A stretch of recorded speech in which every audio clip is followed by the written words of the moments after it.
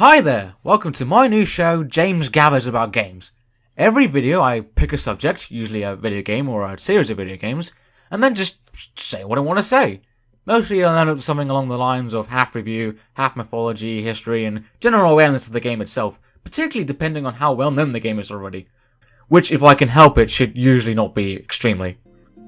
So to start off, I'm going to talk about Chronicles, Runescape Legends. Thanks to Overwatch, the general public are probably feeling themselves Blizzard buffs as of 4 weeks ago. Point is, I can pretty reliably claim you know about Hearthstone. Thanks to the benefits supplemented by going digital, it's the collectible card game right now.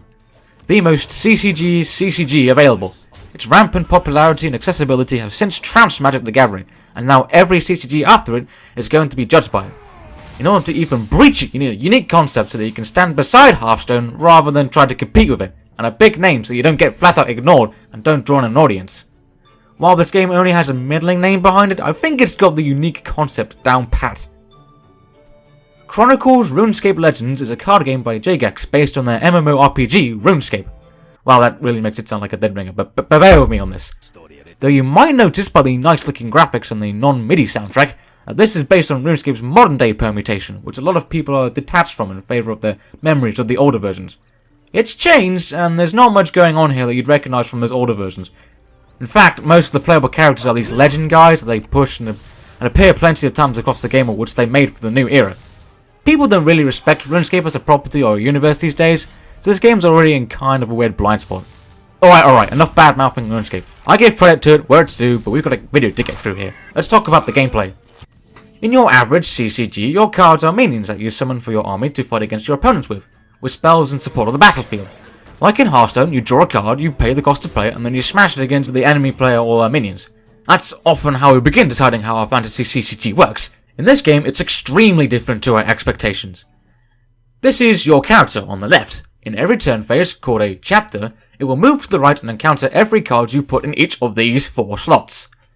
If it's a monster, a red card, they have to fight it, causing it to drop resources on death and any extra effects on the card text. And if it's a support card, in blue, they have to pay its gold cost to use an effect.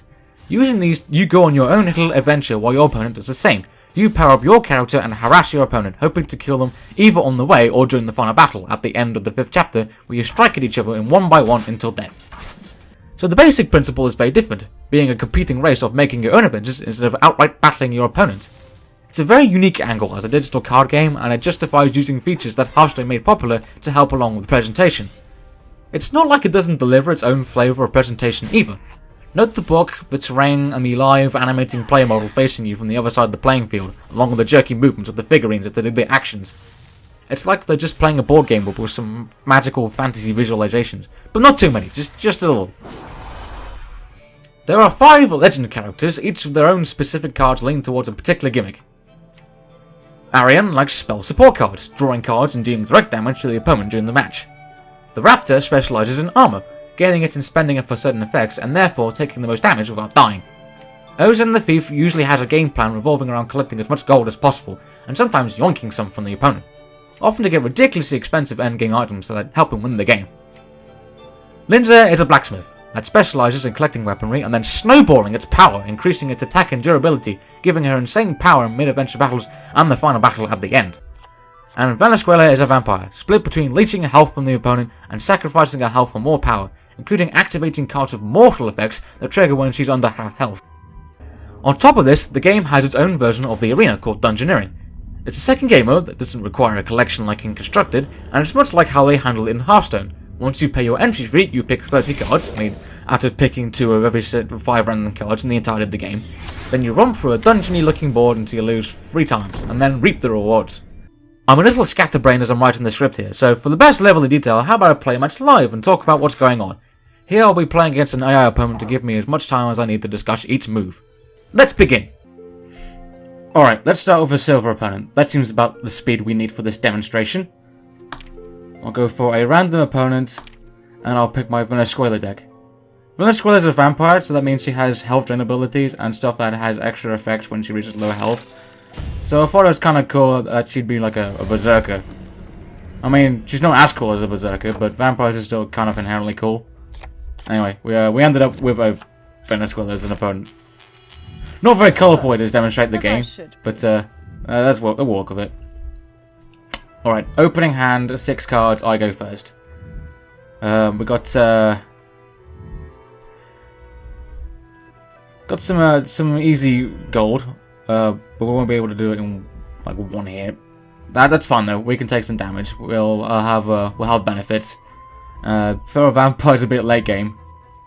We might remove that and this. Maybe this as well. Well, we'll keep it. See what happens.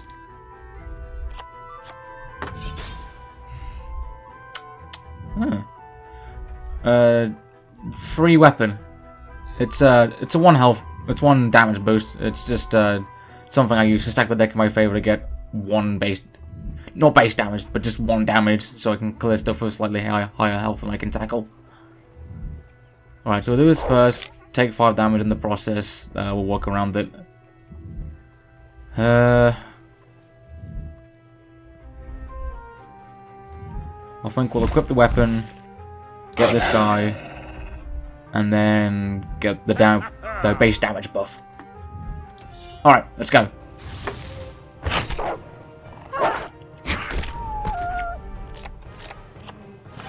Perfect. Gorge.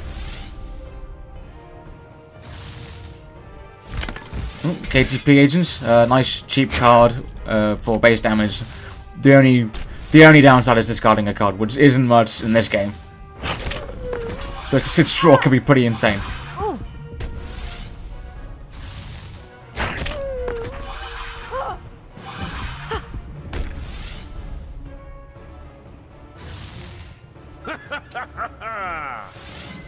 I also got to be careful with all this self-damage I'm doing, that I have to take into account the opponent dealing damage to me in the process. I can't just kill myself. That just happened unabashedly. Okay, so full attack. What's the game going to give me that I can kill?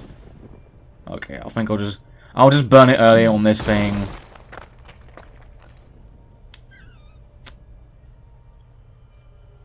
Yeah, I'll roll it.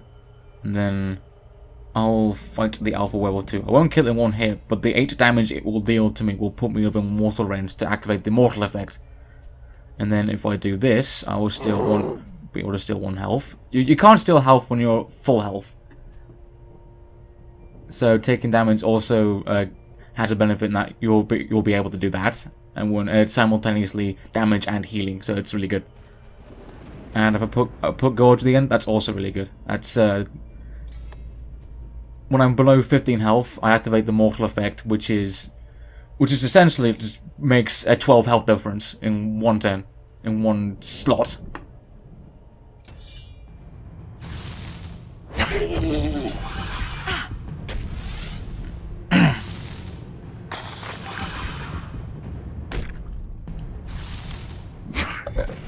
Alright, everything's going as planned so far. She's taking a beating as well. She might even die this turn.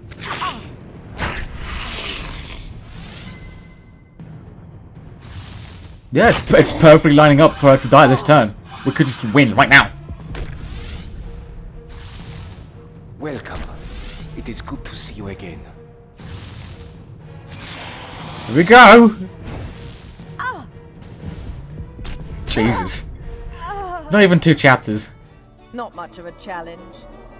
Not much of a demonstration, Jesus. Well, that's how that works. Quite often, if you're playing this character, you do aim to just outright kill the person on the other side of the board.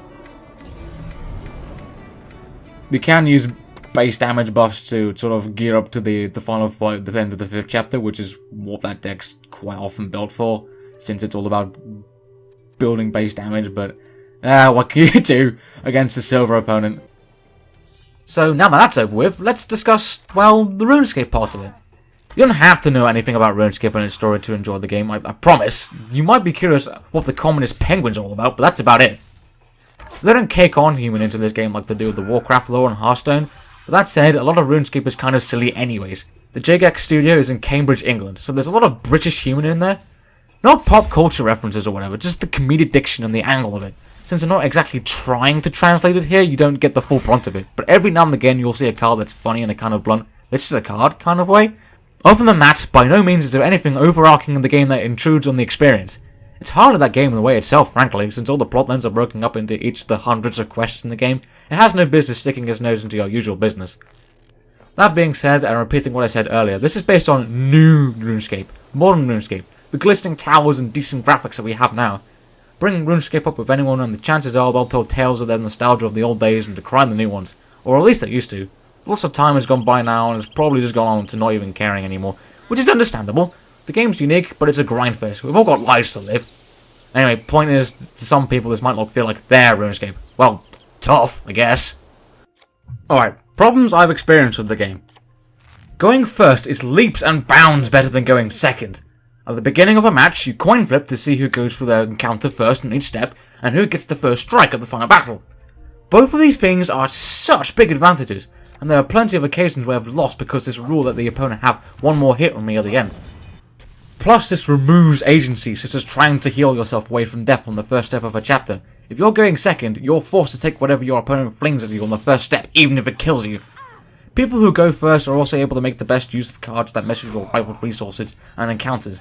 If you're going first, all 4 steps are potentially usable, as even on the last step, your rival still has an encounter to go. When going second, your last card of the chapter is the last, and will not have any effect before the chapter flips over.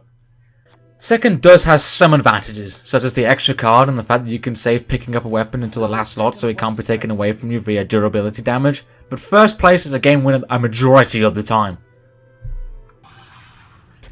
Second, Linzer is a blacksmith character who takes advantage of the weapon mechanic of the game, where you get equipment that buffs your damage for so and so many strikes.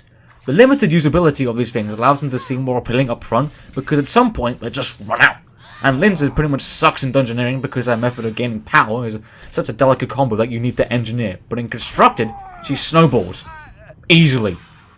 Any Linzer I ever faced seems to have no problem finding both Fargos, both artisan workshops, and as many golems and barrel chests as they'll ever need. And they just so easily get weapons with loads of attack and more durability than they'll ever need. Then they just pulverize you for all the health you have, and then they just win the final battle 100% of the time. It's not difficult to pull off either. All the cards I just mentioned are basic cards that you get the moment you start the game. Anyone can do this, and it's so easy to play. Even the counters to this, cards that remove gold and weapon durability, are unreliable due to having to draw them first, and I've even had rival Linzers just recover no problem for getting a weapon knocked out of their hands. Speaking of dungeoneering, this is the problem that slightly affects dungeoneering, and is something you might call an overestimation of the game design. Like, yeah, this shit! You get a lot of these for not much reason. Extremely risky, high power endgame monster encounters. I'm not sure who's using these. Stuff that's like, got 15 health, 8 attack, and if you kill it, it does 8 damage to you as part of the effect or something. And it's not even all that worth it unless you've really got your work cut out for you. You have a measly 2 base attack, and the strongest weapons are around 7 attack and 2 durability. Most of the time you just want small, easy mobs that drop plenty of gold and equipment you can buy with that gold. There seems to be a lot of cards that are a waste of space just because of how much luck and effort you have to plunge into working up to them, with often temporary weapons that the entire fight wears out and you need a new one afterwards. The sheer random nature of deck building and dungeoneering shows you a lot of these guys, and often not the gold dropping mobs and equipment that you need first. The game in general seems like it'll get way better of age as the community and metagame comes established and known, and people start figuring out what's wrong, what needs changing, and what needs adding. It'll be interesting to see how it goes too. There hasn't been any expansions yet, and whether they'll roll it out like that or find their own way to do it has yet to be seen. The only worry is that it won't reach much public recognition. This would be a really weird game to esport. Think about it, it's kind of solemn too. The presentation doesn't do much to make big moments seem or feel big, and you don't really get excited watching a match. Curiously interested, but never excited. That might be its downfall someday, but I suppose a brick and mortar was always able to carry Magic the Gathering back in the day. Not so bad as I think it is. That concludes this episode of James Gabbers About Games. I started with this game because I thought I needed a bit of a boost. I don't know how much benefit I get from my coverage, seeing as I have, like, what, 5 subscribers? I haven't checked. I don't know. Anyway, I love talking about bollocks, so I'll see you another time about driving or something.